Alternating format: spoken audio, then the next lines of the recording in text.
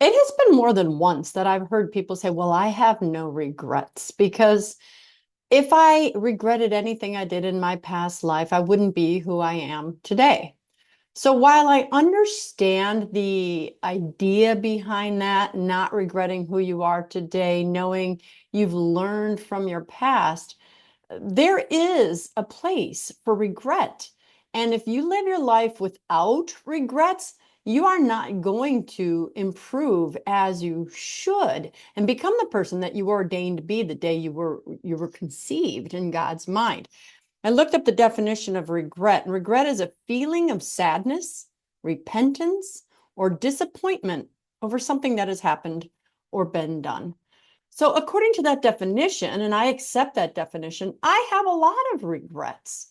I regret that I had premarital sex. I regret that I got pregnant before I got married. I regret that I displeased God in those actions. I regret that I had an affair. I regret every time I smart mouthed my mother. I regret any mean words that came out of my mouth.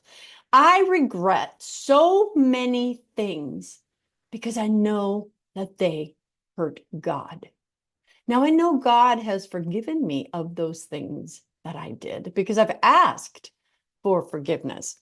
Because if the definition is a feeling of sadness or repentance, I have, in fact, repented of those things that I today regret.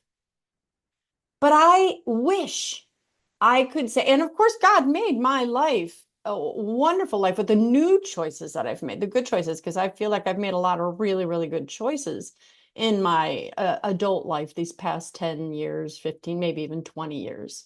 I've made better good choices today than I made 10 years ago, and even more than I made 20 years ago. But I can't imagine what my life would have been like had I not had premarital sex. I would have, at that time, I was going into the military. I was going to be an interpreter. What would God have done with my life had I not sinned against him and I did the job he wanted me to do? What would it have been like if then I didn't have premarital sex? Would I have married my husband, my current husband, with whom I'm very happy today and we are in love? But would I have married someone else? Would I have would I have had different children? Now, people will say, well, you can't regret because don't you love the children you have? That's the stupidest question anyone could be asked. Of course, I love the beautiful children I have. I would die for them, and they know that they are deeply loved. But I'm talking about if I had done things God's way. What if God had had me uh, not have premarital sex, marry someone else? Or what if God's intention was that I would marry someone else, I should say, and not someone with whom I got pregnant? Again, no hard feelings, Danny Bacon, just thinking it through. Would I have had children with that person? Would they have been amazing?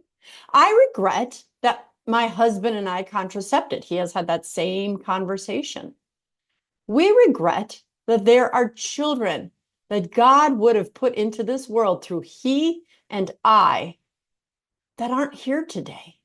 What missions were supposed to have been fulfilled by them that were not fulfilled? God had to have plan B, per se.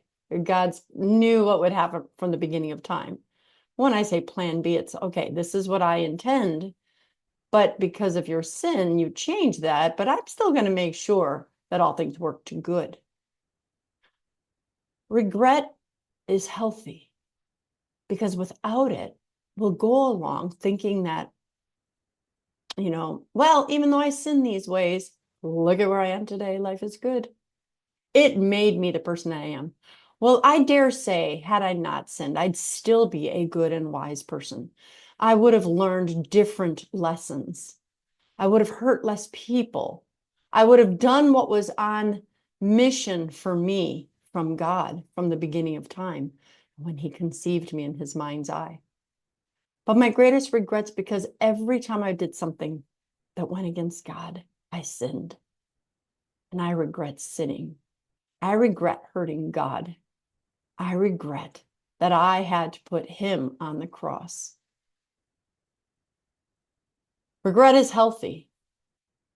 You should be disappointed in some of your decisions, and you should seek to live a life from this day forward of no regrets. And what does that mean? Make decisions that will only please God. And a lot of people say, that's what I try to do every day. Do you? Let's look at your smallest decisions. One of the most frequent things I get asked from people is, should I go to my child's wedding when they're getting married outside the Catholic Church? Well, I recently had to confess that in confession because one of my children got married outside of the church and I attended. And I know that if I had said to that child, I won't come, I know she'd have thrown a stink for a minute, or she would have gotten married in a Catholic church. Now, that may not be true of you or your life, but I regret that because I didn't stand up for truth. I didn't really know it as well as I should back then. But if I had, my daughter would be in line the church. Instead, she's in a currently invalid marriage.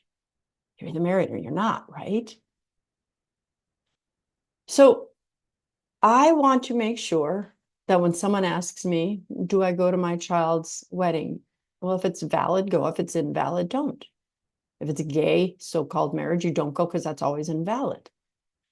If your son-in-law to be is already married to someone in the eyes of God and they got a civil divorce doesn't unmarry them, then you do not go because he is not entering into a marriage with your daughter.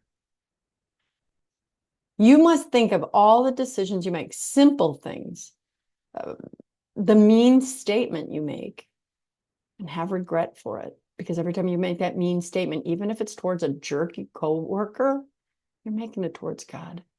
Every time you make a comment like that, you are letting your flesh overcome your spirit. And I don't want to do that anymore. I do regret the times that I smart mouthed or that I even had that ugly thought. What are your thoughts? Do you have any regrets? Doesn't mean you should hold on to them. You confess them. You move forward and you vow never to do or say anything willingly that you would regret again, because you do not want to hurt God. And then, because you will have to answer for them, you'll have to pay a penalty, even though you'll get to heaven if you've asked God for forgiveness. You still have to pay your time to make up for those sins. That's what purgatory is about.